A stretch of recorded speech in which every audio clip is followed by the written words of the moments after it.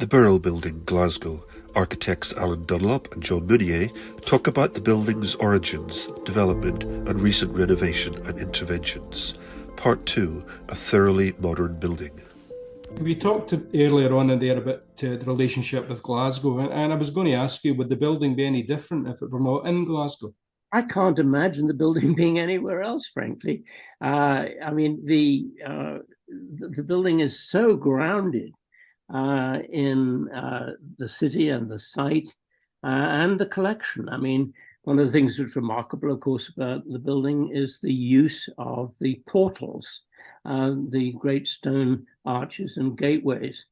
Burrell, relatively late in his collecting career, it coincided with the loss of eminence of William Randolph Hearst in the United States. And he was able to purchase some of the much larger things that would not have fitted into Hutton Castle, where his initial collection was established, but would fit into a much larger museum. Well, one of the great delights for us was discovering that there was this rich array of architectonic pieces that we could use. The entrance to the museum, the entrance to the so-called walk in the wood on the north, and many of the passages end up in these beautiful archways.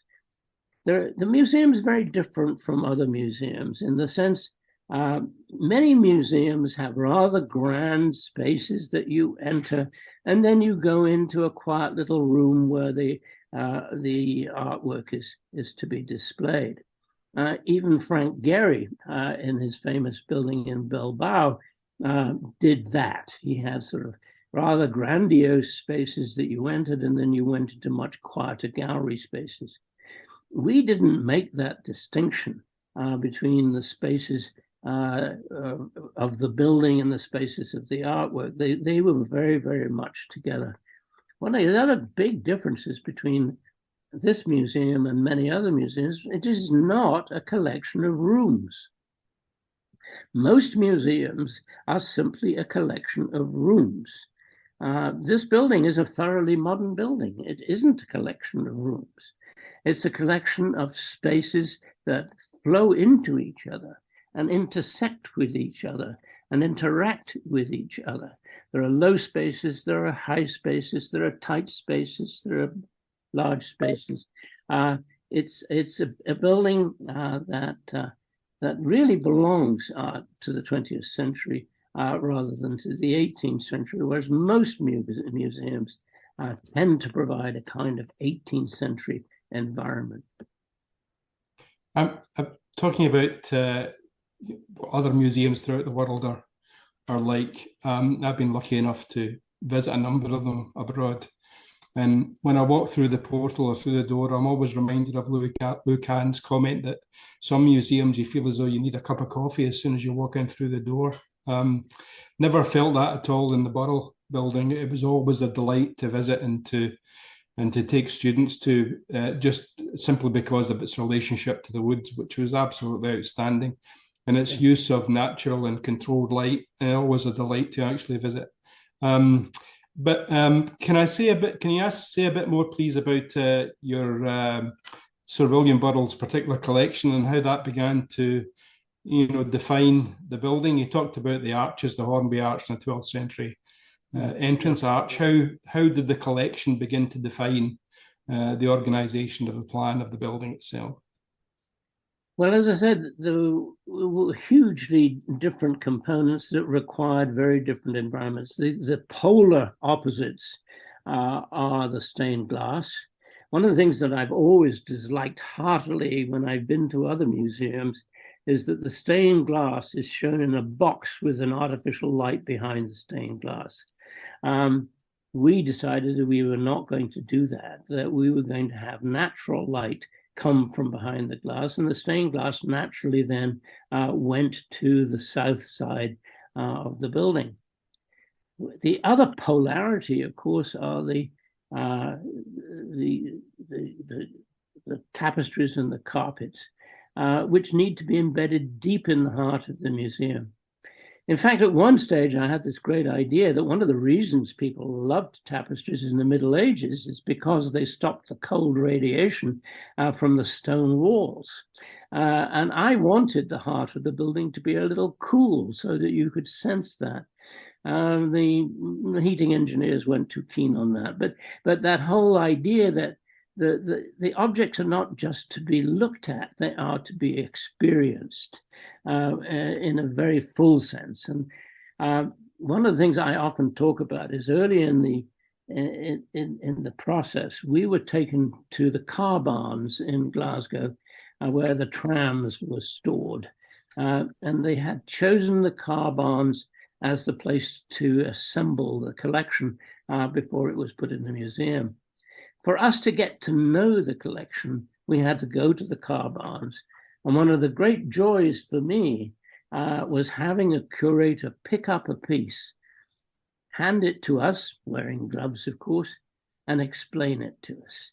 I thought, gosh, if that couldn't only be the experience that everybody had in the museum of being able to have a very direct relationship with a beautiful object and have it explained to them at that point. That's been quite wonderful. One thing I wanted to mention in the design of the building, a term of the competition was that we had to include 3 reconstructed rooms from the Hutton Castle: the drawing room, the hall, and the dining room, because those were the rooms where Burrell had initially displayed the cream of his collection. Like you, I'm an inveterate museum visitor, and one of the museums that I'd often loved visiting when I was in New York was the Metropolitan Museum in New York in Central Park. In the Metropolitan Museum, there is a room from a beautiful house that Frank Lloyd Wright had designed.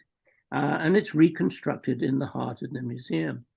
But one of the things that I really was unhappy with is that room had some wonderful windows. Don't look at anything in the Metropolitan Museum.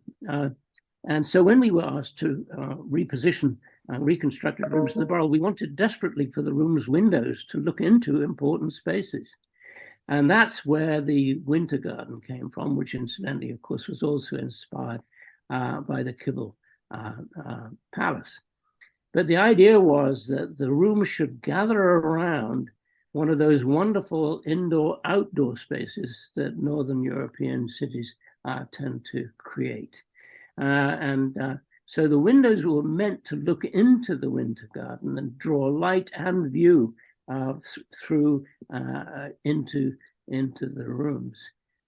I'm interested in, you talked about the positive elements of it and the integration of the collection, Burrell's collection, into the building. And I'm wondering if there were obstacles, what obstacles you and Barry and Britt faced when designing the finished building, if there were any.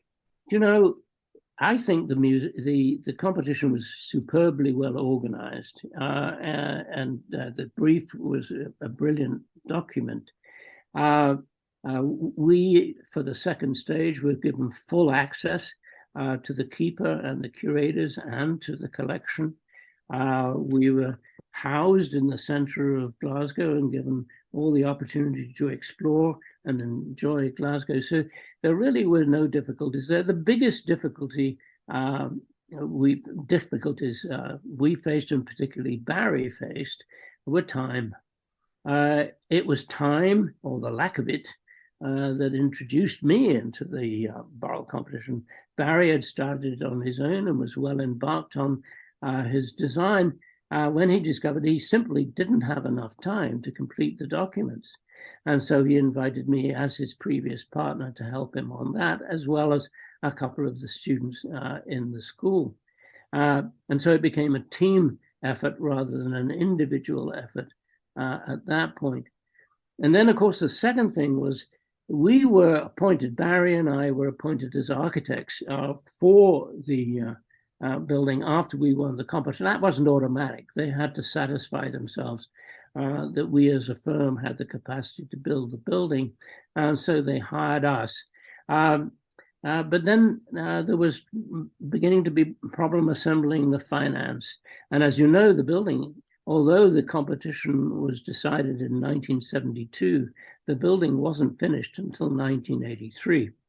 Well, I'd gone on to other things. I'd gone on to other architectural work, had designed some buildings for one of the Cambridge women's colleges. And then I'd gone on to the United States, where I began to assume administrative and leadership positions in other schools of architecture. Britt went back to Australia in 1977. So Barry had basically to assemble a whole new team to finish the building. So time was, I think, the single biggest problem that the project faced. When the building opened in 1983 by Queen Elizabeth, it was almost immediately recognised, certainly locally, then nationally, as a very important building. And then internationally. Why do you think that was? Why do you think it had become at that time so renowned? Well, obviously the two things that made it remarkable were, first and most important, the collection. I mean, this was an extraordinary collection by Sir William Burrell, and an extraordinary gift to a city to give this astonishing collection to a city. But the building, I think, partly nobody knew who the heck we were. I mean, we had come out of nowhere to win the competition. So there was a little bit of newsworthiness and obviously Barry at that time was really on his own in 1983. I was on the other side of the Atlantic and Britt was way down in Australia. And so that notion that somebody could come out of nowhere. Now, of course, we hadn't come out of nowhere, but for most people's view, somebody come out of nowhere and designed a building that was very, very hard to somehow or other come to terms with. The building didn't seem to be like other museums. There'd been a building done by Foster for the University of East Anglia, which was a very, very different building, the Sainsbury Arts Centre, which was a typical sort of a high-tech shed, very elegant, very beautiful shed. I love going there. But it was a very, very different kind of building. And this building in its particularity doesn't fit very well. But I think everybody recognized the power and the success of the relationship of this building to its setting. And what came to be called the walk in the woods, the sort of signature experience of the building, was something that everybody recognized was almost unique, not quite unique. There'd been a building in Scandinavia that seemed to have some of the same interest in relating to the environment. But I think that really came across. The combination of this magnificent collection with this extraordinary site and a building that managed to accommodate both the collection and the site. Next episode, Renovation and Interventions, A Curate's Egg.